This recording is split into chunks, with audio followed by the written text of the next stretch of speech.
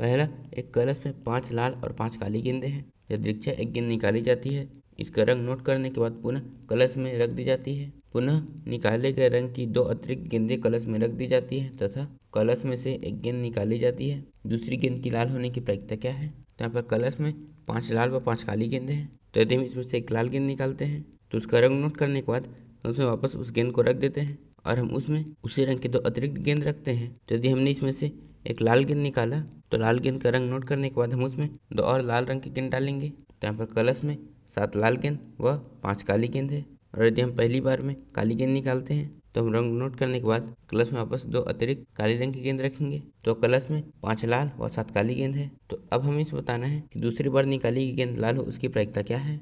तो यहाँ पर पहले हम घटना ए लिखेंगे जो हमें ज्ञात करना है, फिर हम यहाँ पर घटना E1 और घटना E2 लिखेंगे। यहाँ पर घटना ए है, दूसरी बार निकाली गई गेंद लाल है। यहाँ पर घटना E1 है, पहली बार निकाली गई गेंद लाल थी। और घटना E2 है, पहली बार निकाली गई गेंद काली थी। तो हमें इसमें इसकी प्रायिकता ज्ञात करना है, मतलब हमें इसमें प्रोबेबिलिटी ऑफ ए ज्ञात करना है। तो यहाँ पर प्रोबेबिलिटी ऑफ ए बराबर आ जाएगा प्रोबेबिलिटी ऑफ E1 गुणा में probability of A by E1। यहाँ पर इसका मतलब है कि पहली बार निकाली गई गेंद लाल थी और यहाँ पर इसका मतलब है पहली बार निकाली गई गेंद लाल थी तो दूसरी बार निकाली गई गेंद लाल हो उसकी प्रायिकता।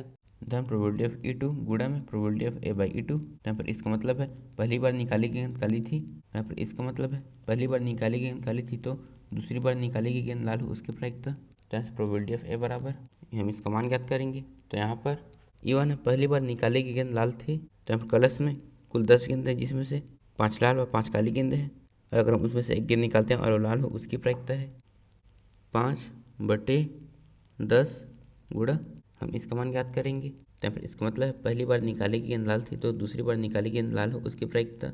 तो यहाँ पर अगर हम पहली बार गेंद निकालते हैं और वो लाल हो तो उसमें 2 अतिरिक्त लाल गेंदें रखेंगे। तो इसका मतलब है यहाँ पर कलश में कुल 12 गेंदें जिसमें से 7 लाल गेंदें हैं।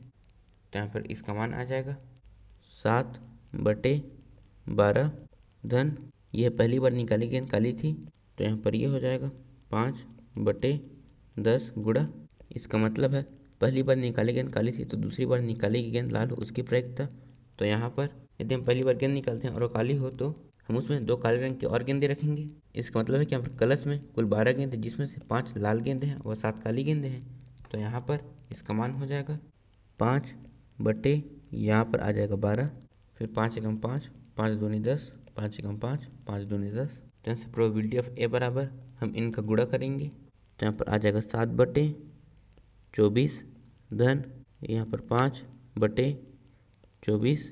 प्रोबेबिलिटी ऑफ ए बराबर हम इनको जोड़ेंगे तो यहाँ पर आ जाएगा 12 यहाँ पर 24,